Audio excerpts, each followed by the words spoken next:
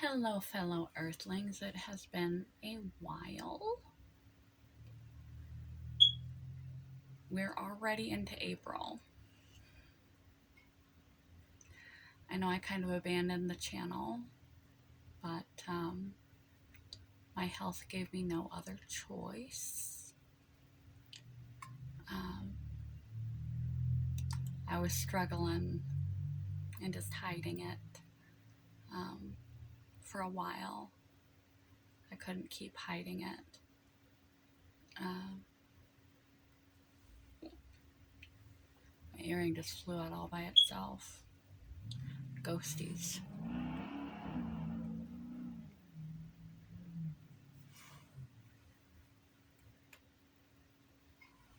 Um,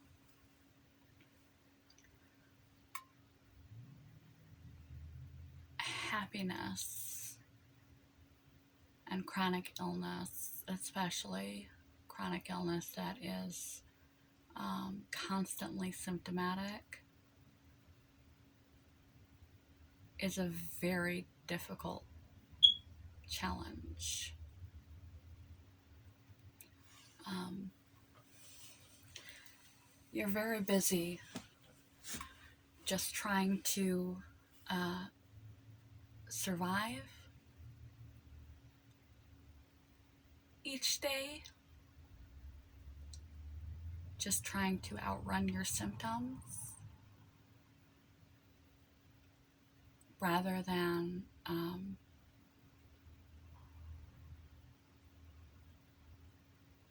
cope with the day-to-day stressors of everyday life, or reach your goals, or self-improve. When your body gives out on you utterly and completely, your health becomes your number one priority. Oftentimes our health is taken for granted until we lose it. I've had a few health struggles over my lifetime, but none as severe, persistent, constantly symptomatic, and debilitating as what I'm struggling with now, and have been for 2.5 years. Come October, it will be a full 3 years. I got on here with a point, and I don't really remember what the point is. One thing I want to say is in order to retain any kind of happiness,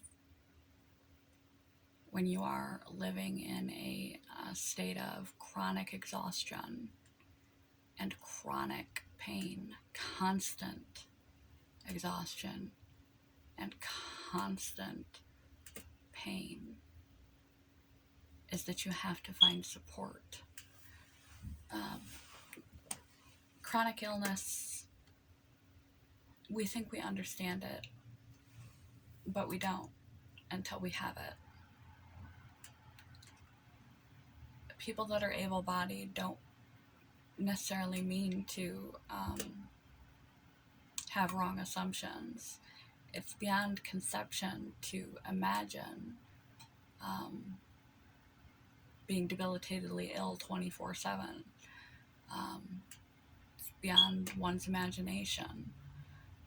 I used to think that it would be like a broken leg or a broken arm, something that I could work around, that I would just have my normal life the way that it had always been, and sometimes it would interfere and I would find a way to adapt around it. But I didn't understand that it's symptomatic all the time, every second of every day, from the time your eyes open till your eyes close to go to sleep. And sometimes during your sleep, it can wake you from sleep, such things as pain, insomnia. I've learned all sorts of new language about illness. I've learned all sorts of new things about illness. I primarily dropped off of YouTube and gone onto Instagram because it is more manageable for my current health status level than making full-on YouTube videos. And I didn't want to bombard a channel devoted to happiness with chronic illness topics, but I have found quite the collective of supportive people who fully understand what it is like to have a chronic illness, an incurable illness, something you just manage that you cannot get rid of, and ongoing pain and ongoing exhaustion and ongoing suffering every day, guaranteed. You just don't know how much or how bad it's going to be. I found a place on Instagram to unload some of that because the illness itself already puts a strain on your relationships because you're not the same person you used to be. You can't do the same things you used to do. You can't have the life you used to have. Once you become chronically debilitatingly ill, and that strains your relationships. You don't want to further burden your loved ones by discussing it too much. So I didn't want to muddy up this channel. There's tons of very useful videos for mood calibration and happiness and coping skills with chronic illness. And so Instagram was just far more fitting for my current capacity level, as well as my current subject matter. And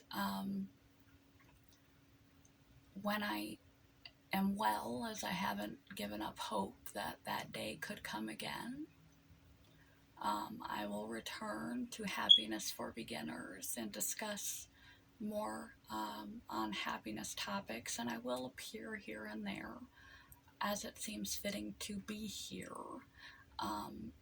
In the interim, I have that other channel that I started, What It's Like, but it was too much too, that I never really filled it out or finished it, so it's kind of like a very roughed-in channel.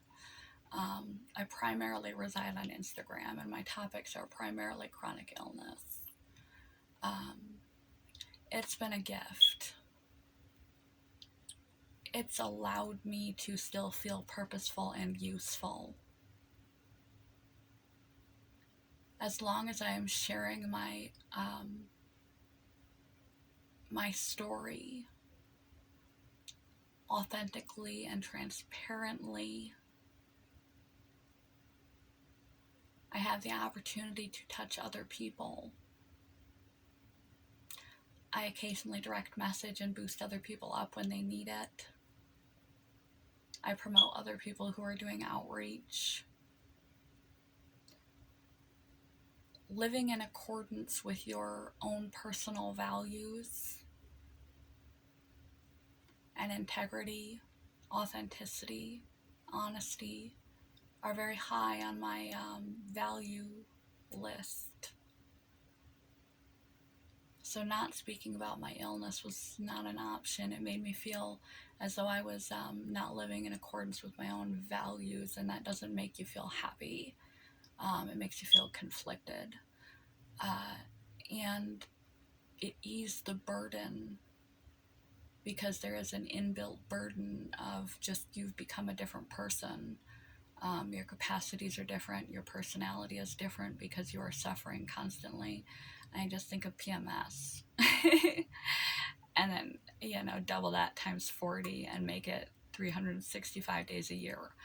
Or stub your toe repeatedly over and over and over and over and over and over and over again. People in pain are grumpy. People in pain and exhaustion are not the best company. I do my best to be the best company that I can be, to give all I can to my relationships, but I'm not the person that I was before I was ill. And just the symptoms alone and the weight of an illness over time strains the relationships. And so having a place to go with a support network is critical if you become chronically debilitatingly ill. It's kind of like how AA and NA for alcoholics and addicts, they gather together and it helps them in a way that no one else could, because they truly understand where the person is coming from. And they have open groups for the family and friends to come in and listen and hear and ask questions, and closed groups just for those who are experiencing it to share their shared experience. And on Instagram, I have found essentially the same. And there are actually groups on Instagram that have websites, and there's an app called Alike. It's not very active, so I haven't been on it much, and an app called Clubhouse, and POTS Wellness in particular for postural orthostatic tachycardia syndrome, what I used to be diagnosed with before they found the aneurysms in my lungs a few years ago, is very active community. And though I do not have POTS, they're still very welcoming. And I'm hoping to learn the app more and get more involved in direct, real-time conversating with others.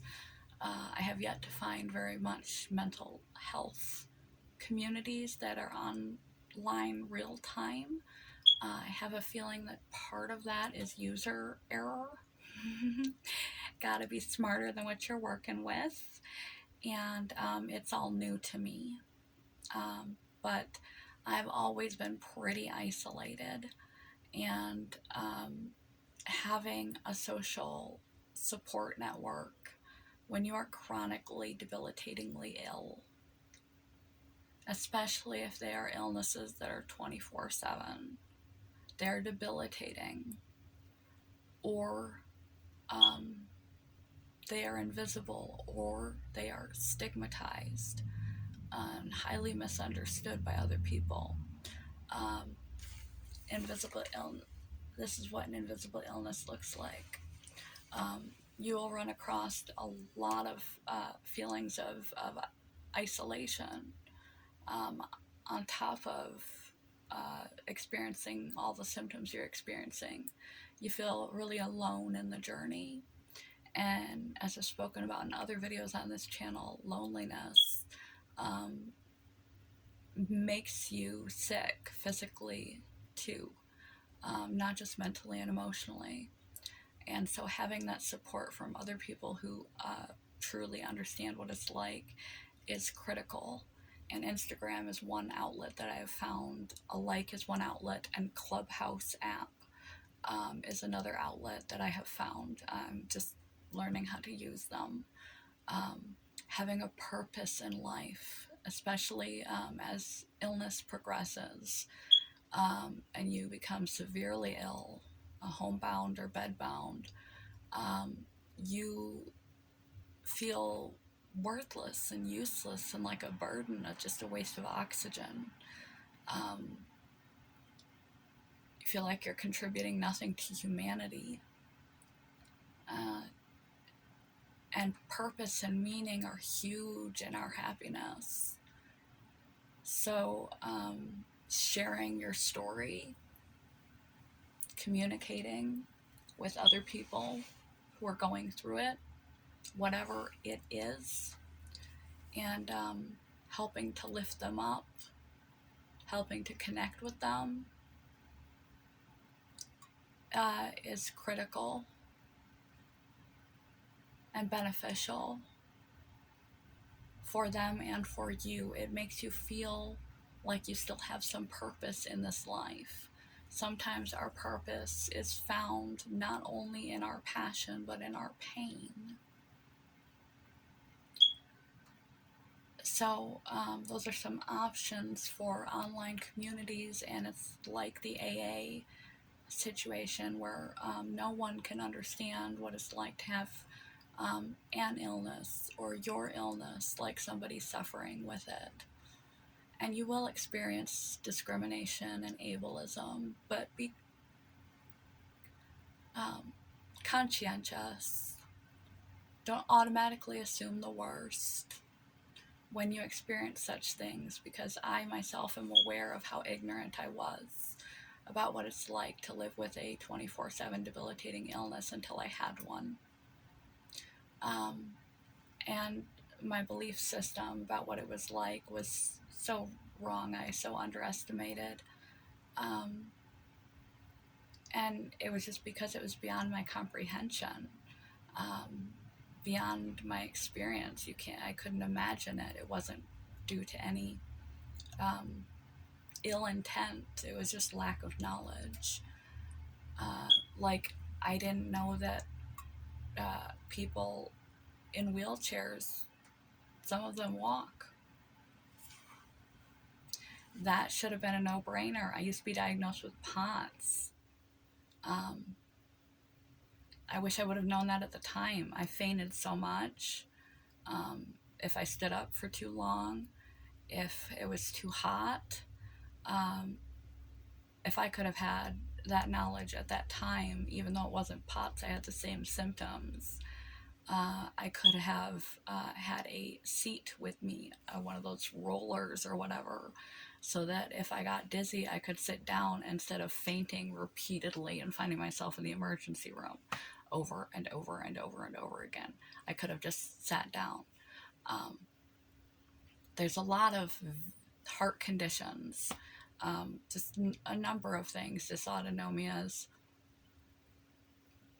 etc., that cause people who can walk chronic fatigue syndrome to a degree to utilize various mobility aids, including a wheelchair.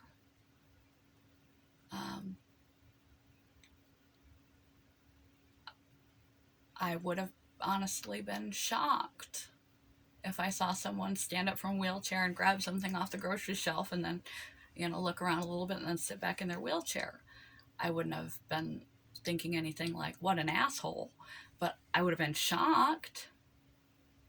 And it would have been out of ignorance, not out of ill intent.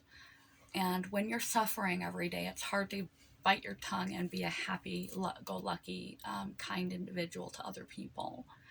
When you're going through difficult times, and when you're experiencing physical discomfort, pain, and sickness, it makes it that much harder. So before you lash out for perceived ableism, take a moment to determine if you're extra temperamental because you're extra suffering, if indeed it's ableism or just plain ignorance, unintended ignorance, and it's an opportunity to educate them about your condition, so that they will know in the future for other people, for advocacy. Getting upset doesn't make us happy. Advocacy, educating others, makes us very happy. So try to choose the latter whenever possible, whenever it's not overt ableism. Try to choose advocacy. And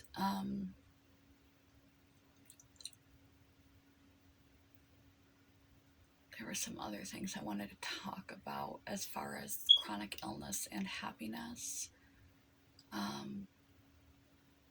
I talked about building a community being essential, not to be alone because it feels like a lonely journey. and some various ways to do that. That you will go through feelings of feeling like a burden or useless or worthless or pointless because you can't do the things you used to do. And you need to value yourself for you and not for what you do. You're worth more than your productivity. But finding a purpose can sometimes come from your pain if you are of service by sharing your story and helping others who are in similar or other chronically ill boats, by being transparent, authentic, and advocating. You can feel like you still have a purpose in this life. And it also helps take the burden of some of that off of your nearest and dearest. And you will, watching your temper, especially when you think you have experienced ableism, because sometimes it's just because we're suffering, and they don't know any better, and it's a perfect opportunity, rather than to get your blood pressure up and feel even sicker than you already do, to educate and advocate, which will make you feel happy. And that you will feel the grief cycle over and over and over and over again. The cycle of who you were before your illness. It's like a loss. It's the death of your former self. Everything you used to do, your personality, the people you used to hang out with, what you used to get up to, what you used to think about, what your days used to be filled with, the kind of partner you could be, all the activities and fun you used to have, the kind of worker you were. You've lost that, and you will grieve that loss. You go through all the cycles when you get a chronic illness, bargaining, denial, and the list goes on. And then you feel the loss again every day, every new day that you wake up and you're still sick.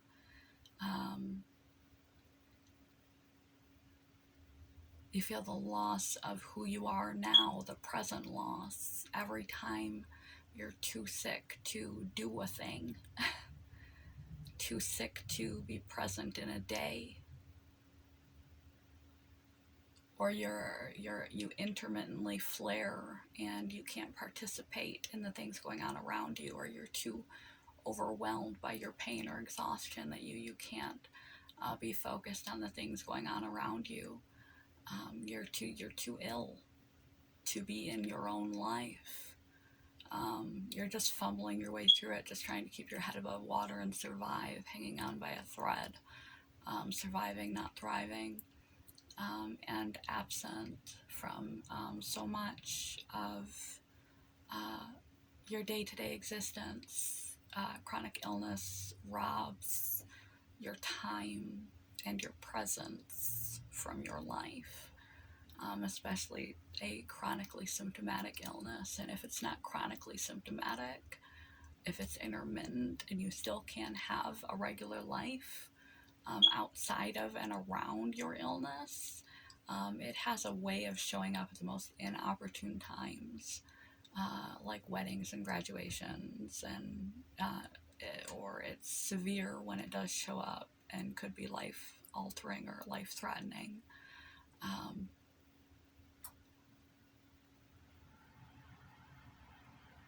And then you mourn the future of who you would have been, what your plans and goals were, where you thought you were headed, what you were going to be getting up to. You go through this cycle over and over and over and over again, and it's not linear, just like with any grieving experience. It's not linear, you're all over the place.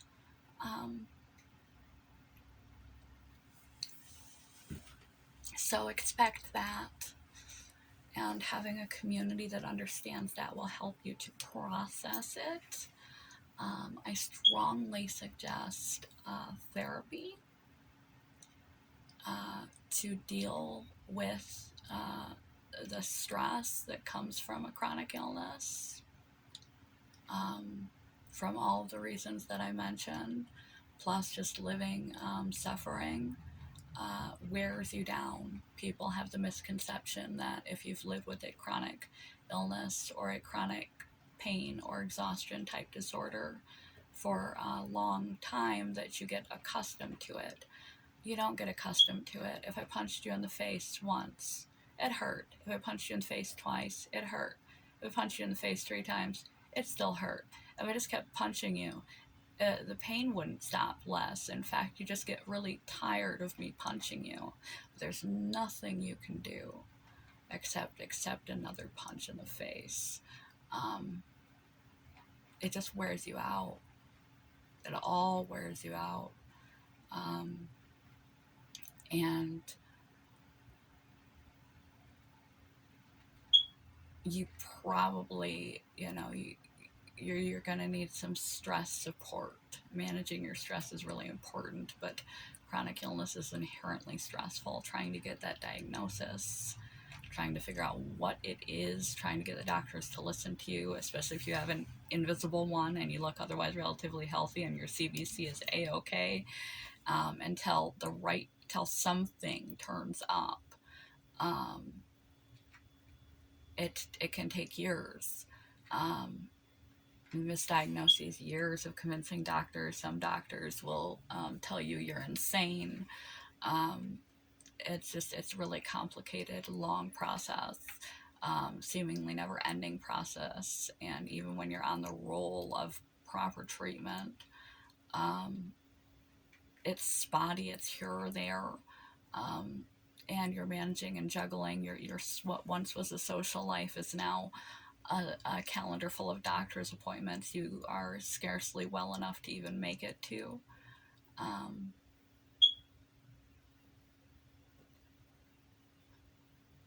Your whole world becomes your illness.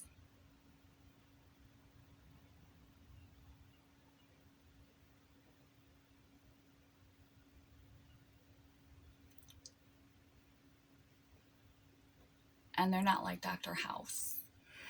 Although we all in the chronic illness community wish that they were like Dr. House, that they would just work at the medical mystery until they figured out the cause. They run the basic labs and send you packing. It takes often an incidental finding or a crisis for a diagnosis to be found.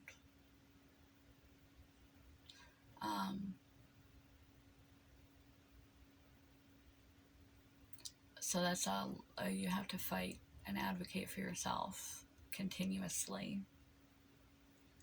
for a very long time.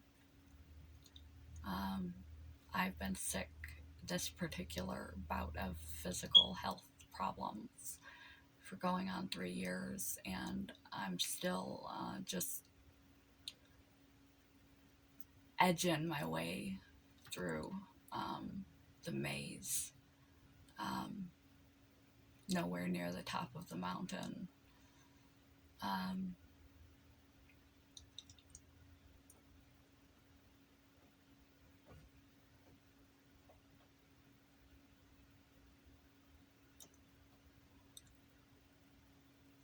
So having therapy, even if you've never had a mental illness before,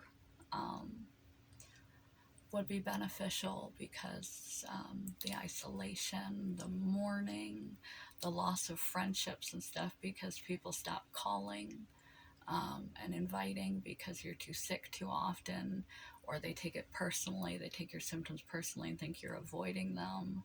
They expect you to be your normal self, and they're like, you've changed, and and you lose people.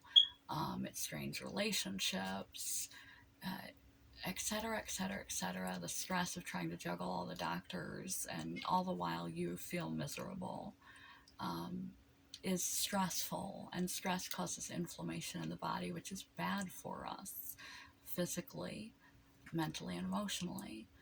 And so, having some professional support for keeping your stress in check and talking about what you're going through um, can be very helpful in helping you to cope.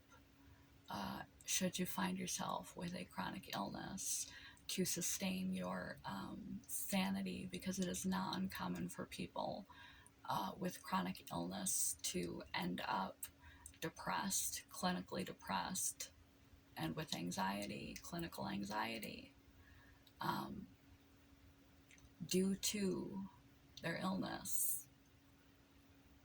Often it's one of those the cart come before the horse kind of things. People think they are depressed, and that's why they're ill, or they're anxious and that's why they're ill, and they're depressed and anxious because they're ill. So I've run on for 31 minutes. I've said a bunch of random things. I'm pretty sure my mouth is really dry, and I'm pretty sure I have lipstick on my teeth. Let's see. Oh yeah,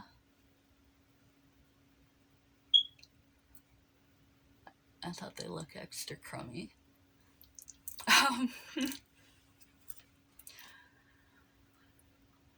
so yeah, I'm going to post this on both channels because I think it's related to both channels. If you are dealing with chronic illness, those are some ways that you can be happy, um, and some of the struggles and challenges that you will have impeding your happiness. I also strongly suggest, to whatever degree you are able, that you lead the healthiest lifestyle possible given your individual constraints. Physical movement, healthy food, plenty of water,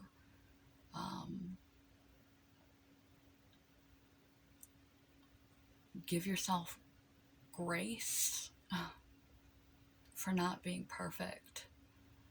Taking care of yourself, give yourself grace for negative feelings and allowance for your feelings. They're all valid. Just try not to stay there too long. Give yourself grace for mistakes. Give yourself a lot of grace. And